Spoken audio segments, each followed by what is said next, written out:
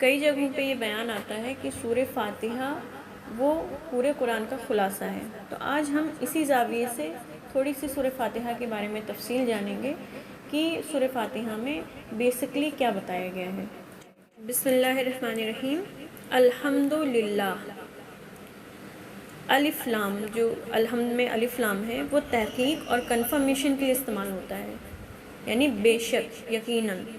حمد، تعریف، ان سارے خصوصیات کی تعریف جو ہمیں نظر آتی ہیں اور جو ہمیں نظر نہیں آتی ہیں۔ اس کے بالمقابل ایک لفظ استعمال ہوتا ہے مدح۔ مدح کا مطلب ہوتا ہے ان چیزوں کی تعریف جو ہمیں نظر آتی ہیں۔ الحمدللہ، بے شک تمام تعریف اللہ کے لیے ہے، وہ ہر حال میں محمود ہے، چاہے کوئی اس بات کو مانے چاہے نہ مانے۔ الحمدللہ رب العالمین۔ رب کا مطلب ہوتا ہے پرورش کرنے والا، پیدا کر کے بڑا کرنے والا۔ عالمین، زیادہ تر ہم اس کا ترجمہ کرتے ہیں دونوں جہان کا رب۔ عالمین عالم کا پلورل ہے، جمع ہے۔ عالم علم سے ماخوذ ہے، جس کا مطلب ہوتا ہے جھنڈا۔ جھنڈا کسی بھی ملک کا سائن بورڈ ہوتا ہے، نشانی ہوتی ہے۔ تو اس طرح سے عالمین کا لٹرل میننگ نشانیاں ہوئیں۔ رب العالمین اس دنیا میں موجود جتنی بھی نشانیاں ہیں ان سب کا پیدا کر کے پرورش کرنے والا اللہ ہے، چاہے وہ انسان ہو، چاہے وہ پیڑ پودے ہوں، چاہے وہ سمندر ہو، چاہے وہ پہاڑ ہو، چاہے وہ چاند ہو، سورج ہو، زمین ہو، آسمان ہو۔ ہر ایک چیز جو اس دنیا میں اجل سے موجود ہے ان سب کا پیدا کرنے والا اور ان کو بڑا کرنے والا، ان کی پرورش کرنے والا اللہ ہے۔ الرحمن الرحیم، تمام لوگوں پہ، چاہے وہ کسی بھی قوم سے ہوں، کسی بھی رنگ کے ہوں، کسی بھی نسل سے ہوں، کسی بھی مذہب کے ہوں، انسان ہو، جنات ہوں، پیڑ پودے ہوں، سب چیزوں پہ رحم کرنے والا ہے۔ الرحیم، خاص طور پہ اپنے بندوں پہ رحم کرنے والا ہے۔ مالک یوم الدین، مالک ہے، ایک ایسا بادشاہ ہے جس کے پاس ہر ایک چیز کی اتھارٹی ہے۔ یوم الدین، بدلے والے دن کا۔ کون سی چیز کا بدلہ؟ جو اس نے تمہیں نعمتیں عطا کریں، جن کے سہارے تم نے اپنی پوری زندگی گزاری، کیسے ان کو استعمال کرا، ان کا حساب کتاب دینے والے دن کا مالک ہے۔ ان تینوں آیتوں میں آپ دیکھیں گے تو پہلی آیت میں تعریف ہے، حمد ہے، دوسری آیت میں امید ہے کہ ہمارا اللہ رحم کرنے والا ہے تو بے شک ہماری غلطیوں کو، ہمارے گناہوں کو معاف کر دے گا، اور تیسری آیت میں خوف ہے کہ وہ ہم سے حساب کتاب لینے والا ہے، تو ہمیں بہت سوچ سمجھ کے اس کی دی ہوئی نعمتوں کا استعمال کرنا ہے، اس کی دی ہوئی زندگی کا استعمال کرنا ہے۔ اب جس شخص نے مان لیا کہ تعریف تمام اللہ کے لیے ہے اور امید بھی اسی سے ہے کہ وہی ہمارے گناہوں کو معاف کرنے والا ہے، اور ڈر بھی اسی سے ہے، تو پھر وہ کیا کہے گا؟ ایاک نعبد و ایاک نستعین، ہم تیری ہی عبادت کرتے ہیں اور تجھ ہی سے مدد مانگتے ہیں، تیری ہی عبادت کرتے ہیں۔ اس آیت میں باقی تمام معبودوں کی نفی کر دی گئی کہ اب ہم صرف تیری عبادت کرتے ہیں، تیرے علاوہ کوئی بھی معبود نہیں ہے۔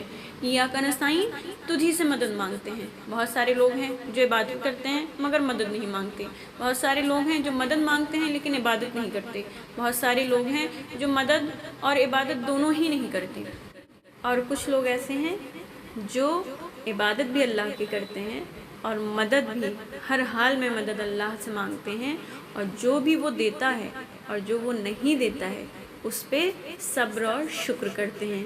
اور یہ انسانیت کا سب سے اعلیٰ درجہ ہے کہ جو بھی اللہ آپ کو دے اس پہ آپ راضی رضا ہو جائیں، تو آپ راضی ہوں گے تو اللہ آپ سے راضی ہو جائے گا۔ اب جو ہم کر رہے ہیں، جو عبادت ہم کر رہے ہیں، جو راستہ ہم نے اپنا رکھا ہے وہ سیدھا ہے یا نہیں، یہ بھی کون بتائے گا؟ یہ بھی اللہ بتائے گا۔ تو آگے ہم کیا کہہ رہے ہیں؟ اہدنا الصراط المستقیم، ہمیں ہدایت دے سیدھے راستے کی طرف۔ اب آپ جب تھوڑا سا اور غور کریں گے تو آپ دیکھیں گے یہاں پہ جمع کا صیغہ استعمال کیا گیا، پلورل یوز کیا گیا۔ نعبدو، ہم عبادت کرتے ہیں، نستعین، ہم مدد مانگتے ہیں، اہدنا، ہمیں ہدایت دے۔ یہ اس بات کی نشانی ہے کہ آپ کا فرض ہے کہ آپ صرف اپنے بارے میں نہ سوچیں، آپ اپنے سے جڑے لوگوں کے بارے میں سوچیں، اور جو لوگ گزر گئے ان کے بارے میں بھی سوچیں کہ ان لوگوں نے جنہوں نے اللہ کی عبادت کری، جو سیدھے راستے پہ رہے، اللہ انہی کے جیسا ہمیں ہدایت دے کہ ہم انہی کی طرح عبادت کریں، انہی کی طرح اس سے مدد مانگیں اور انہی کی طرح سیدھے راستے پہ چلیں۔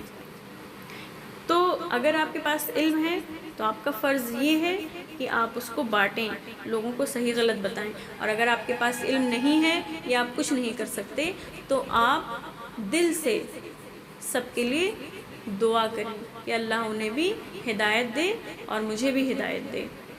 اہدنا الصراط المستقیم، سیدھے راستے کی طرف۔ اب یہ سیدھا راستہ کون سا ہے؟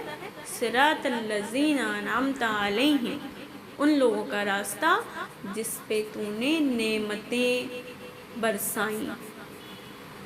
کون ہیں یہ لوگ؟ یہ ہیں نبی، یہ ہیں صدیق، یہ ہیں شہید، یہ ہیں صالح، یہ ہیں وہ لوگ جن کو اللہ نے سیدھے راستے کی طرف ہدایت دی، جنہیں اللہ نے اپنے بنائے ہوئے راستے پہ چلنے کی ہدایت دی۔ اور پورا قرآن، تمام احادیث، پہلے کی جو کتابیں ہیں وہ سب اسی لیے نازل ہوئیں تاکہ لوگوں کو اس راستے کے بارے میں بتایا جائے جس پہ نبی، صدیق، شہداء، صالحین چلے۔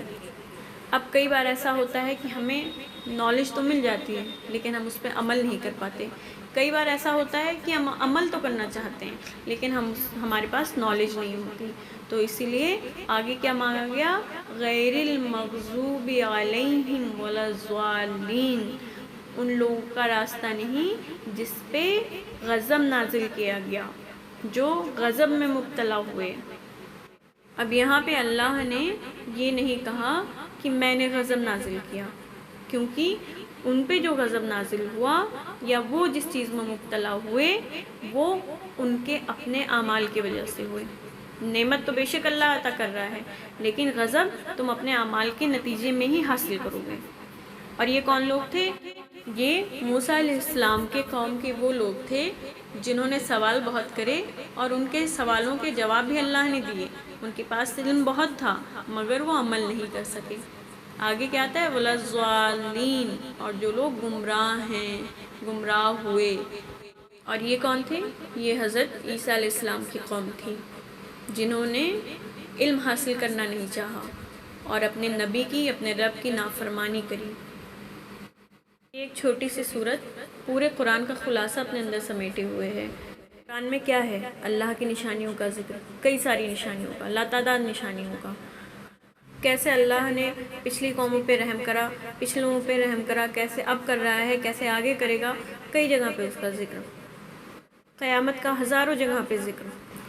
زندگی کیسے گزارنی ہے اس کے تعلق سے ہر ایک مسئلے مسائل کا کتنی ساری جگہوں پہ قرآن اور حدیث میں ذکر آیا۔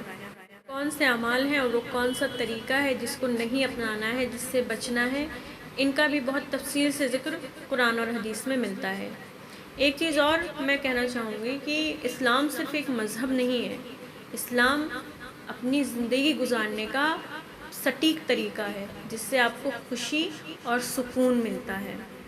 اور جب ہم اپنی زندگی اللہ کے حوالے کر دیتے ہیں تو وہ ہمارے لیے سب سے بہتر تدبیر کرتا ہے۔